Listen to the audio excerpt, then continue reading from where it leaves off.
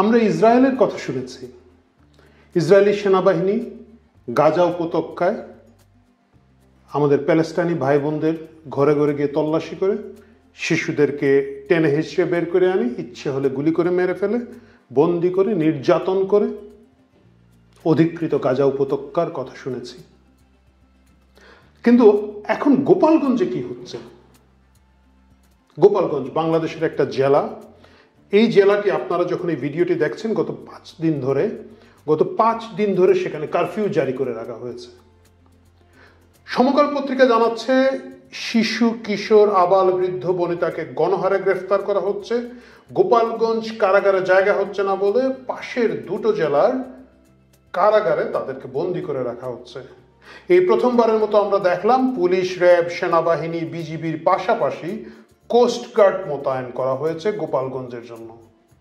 এই প্রথমবার আমরা দেখলাম যুব ক্রীড়া উপদেষ্টা, যার কোনো ধরনের সংশ্লিষ্ট নাই, কোনো অভিজ্ঞতা নাই, কোনো ধরনের এক্সপার্টিস নাই আইন শৃঙ্খলা নিয়ন্ত্রণের জন্য, সে গর্বের সাথে বিশাল স্ক্রিনগুলো সাজিয়ে বসে অ্যাপেল জুস খাচ্ছে অথবা অরেঞ্জ জুস খাচ্ছে। সেই জুসটা গ্লাসের ছবির পাশে সে মুচকি হাসছে। ফেসবুকে সেই ছবি দিয়ে আসিফ মোহাম্মদ সজীব ভুইয়া, আমাদের সেই 300 কোটি মারা এপিএস চোরের বস, প্রকাশ্যে হুমকি দিয়ে বলছে গোপালগঞ্জের লোকজন রাতে যাতে বের হতে না হয়, খুব বিশেষ জরুরি প্রয়োজন যাতে ছাড়া কেউ না বের হয়। প্রিয় দর্শক, গাজা উপত্যকার সাথে গোপালগঞ্জের আজকে কোথায় তফাৎ আপনারা আমাকে বলেন? কি এমন ঘটেছে যে আজকে 5 দিন ধরে কারফিউ দিয়ে ঘরে ঘরে তল্লাশি করতে হবে, কোস্ট গার্ড নামিয়ে দিতে হবে, এবং পারলে জেনারেল ওয়াকার এবং তার পালিত বা তার বস হোয়াটএভার ডক্টর ইউনুস, তারা দুইজন মিললে পারলো এখানে বিমান বাহিনী নামাতো, সম্ভবত গোপালগঞ্জে বিমানবন্দর নাই বলে ওইটা তারা করতে পারছে না। ঘরে ঘরে নির্যাতন চলছে, অমানবিক নির্যাতন চলছে। গোটা বাংলাদেশ চুপ।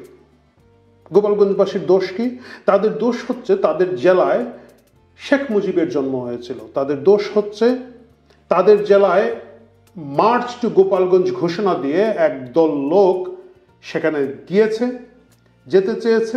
যাওয়ার আগে ফেসবুকে টানা 5-7 দিন ধরে ওই জেলার প্রতি বিষোদ্গার করেছে।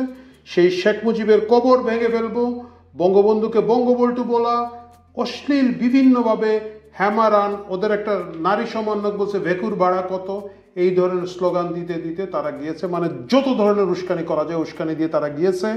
যাওয়ার পরে সেখানে একটা তথাকথিত জনসভা করেছে। পত্রিকার রিপোর্টে এসেছে 200 লোক। এর মধ্যে তো আপনারা জানেন 100 হচ্ছে আমাদের মতো ক্যামেরা ধরা ইউটিউবার, সেটা আলাদা আলাপ। সো এবং সেইখানে তারপরে যখন কিছু হয় না, আধা ঘন্টা ধরে গোপালগঞ্জের মাটিতে বলে গেলাম মুজিববাদ মুর্দাবাদ, এরকম যত ধরনের উস্কানি এই হাসনাত এবং অন্যান্য সমন্বয়টা দিয়েছে।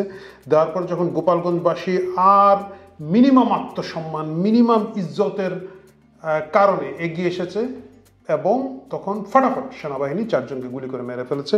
পরবর্তীতে আরেকজন মারা গেছেন। এখন পর্যন্ত আমার যতটুকু জানা 5 জন মারা গিয়েছেন ঘোষিত। বিভিন্ন অঘোষিত সূত্র বলছে মৃতের সংখ্যা আরও বেশি হতে পারে। এই যারা মারা গিয়েছে পত্রিকায় এসেছে, আমার কথা নয়, তারা চেষ্টা করেছিলেন তাদের এই মৃতদেহগুলো পোস্টমর্টেম করতে, যাতে মামলায় ভবিষ্যতে সুবিধা হয়। পোস্টমর্টেম করতে দেয় নাই সরকার। শুধু তাই নয়, এসেছে চাপ প্রয়োগ করে এদেরকে কবর দিতে বাধ্য করা হয়েছে। জানাজার সুযোগ দেওয়া হয় নাই, জানাজা করতে দেওয়া হয় নাই, জানাজা প্রেশার দেওয়া হয়েছে। একজন শহীদের বাবা আমি দেখলাম বলেছেন যে আমি আমার ছেলেকে শহীদ হিসেবে শহীদের কাপড়ে কাফন ছাড়াই দাফন করে দিয়েছে। গোপালগঞ্জ মরছে, গোপালগঞ্জের মানুষ মারা যাচ্ছে, কারণ কি? তাদের কি অপরাধ? তারা তো ঢাকা শহরে এসে আক্রমণ করে নাই, তারা তো মার্চ ফর যমুনা করে নাই, তারা তো মার্চ ফর কচুক্ষেত করে নাই। কেন তাদের উপরে এই আক্রোশ? কেন ডক্টর ইউনুস, জেনারেল ওয়াকার, কেন আসিফ মাহমুদ সজীব ভুইয়া, তাদের প্রত্যেকের সেই আক্রোশ? কেন জেনারেল ওয়াকাসের 2 পালিত পুত্রকে এপিসি না কি যেন একটা দিয়ে তারা ট্যাঙ্কের ভিতরে করে রক্ষা করার পরে এরা বাইরে এসে বলছে আমরা আবার যাব? এবং তাদের বাপ ডক্টর মোহাম্মদ ইউনুস এবং তাদের বড় বাপ জেনারেল ওয়াকার, ওরা যেহেতু আবার ঘরে ঘরে যেতে পারে, এই জন্য গোপালগঞ্জকে একেবারে জনশূন্য করে ফেলতে হবে, মাটি রাখতে হবে, মানুষ থাকবে না, পোড়ামাটি নীতি গ্রহণ করতে হবে। ওয়াই? আমি একটা কথা বলতে চাই, এই ঘটনা কিন্তু এই প্রথম না। 1971 সালে জেনারেল ইয়াহিয়া খান, ওয়াকার খানের চেয়েও বড় খান যিনি ছিলেন, জেনারেল ইয়াহিয়া খান বলেছিলেন বাঙালি লাগবে না, মাটি হইলেই চলবে। আজকে জেনারেল ওয়াকার বলছেন গোপালগঞ্জের লোক লাগবে না, মাটি হইলে চলবে। এটা সম্ভব না। ইয়াহিয়া খান পারে নাই, ওয়াকার খান পারবেন না, একের পরিষ্কার কথা পারবেন না। কিন্তু এই যে মানবাধিকারের যে চরম লঙ্ঘন এখানে হচ্ছে, শিশুদেরকে ধরে কারাগারে ধরে রাখা হচ্ছে, দিনের পর দিন কারফিউ দিয়ে সেখানকার ইকোনমি ধ্বংস করে ফেলা হচ্ছে, লোকজনকে বেরোতে দেওয়া হচ্ছে না। এবং আপনারা পত্রিকাগুলোতে দেখবেন সাধারণ ব্রেড ফ্যাক্টরির একটা কর্মচারী বেরিয়ে গেছে, তাকে ধরে ফেলা হচ্ছে। একটা বাচ্চা কোলে নিয়ে ওষুধ আনতে গিয়েছে একটা লোক, বাচ্চা সহ তাকে গ্রেফতার করে ফেলছে সেনাবাহিনী ওইখানের মধ্যে। এই যে নির্যাতন, 1971-এর মতো নির্যাতন, এই যে নির্যাতন, গাজা উপত্যকার মতো নির্যাতন, এই নির্যাতন একদিন শেষ হবে।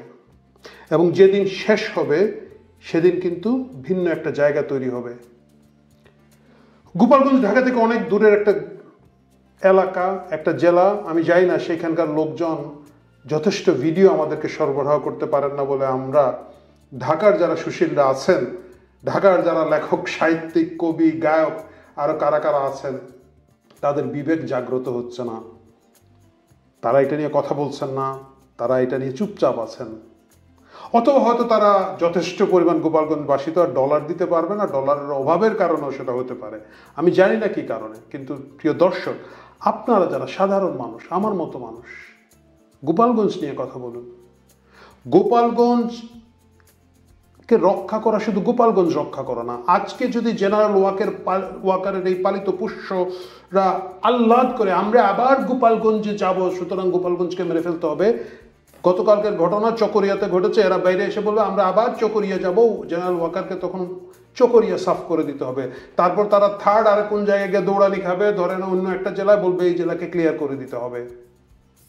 বাংলাদেশ ওয়াকার এবং তার পালিত পুত্রদের খেলার জায়গা নয়, সাধারণ মানুষের জায়গা।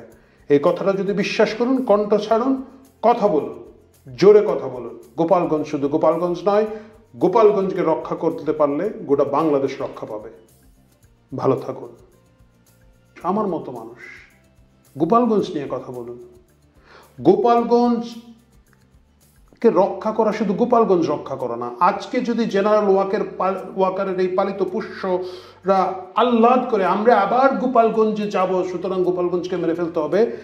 গতকালকের ঘটনা চকরিয়াতে ঘটেছে, এরা বাইরে এসে বলবে আমরা আবার চকরিয়া যাব, জেনারেল ওয়াকারকে তখন চকরিয়া সাফ করে দিতে হবে। তারপর তারা থার্ড আর কোন জায়গায় গিয়ে দৌড়ানি খাবে, ধরেন অন্য একটা জেলায়, বলবে এই জেলাকে ক্লিয়ার করে দিতে হবে। বাংলাদেশ ওয়াকার এবং তার পালিত পুত্রদের খেলার জায়গা নয়, সাধারণ মানুষের জায়গা। এই কথাটা যদি বিশ্বাস করুন, কণ্ঠ ছাড়ুন, কথা বলুন, জোরে কথা বলুন। গোপালগঞ্জ শুধু গোপালগঞ্জ নয়, গোপালগঞ্জকে রক্ষা করতে পারলে গোটা বাংলাদেশ রক্ষা পাবে। ভালো থাকুন।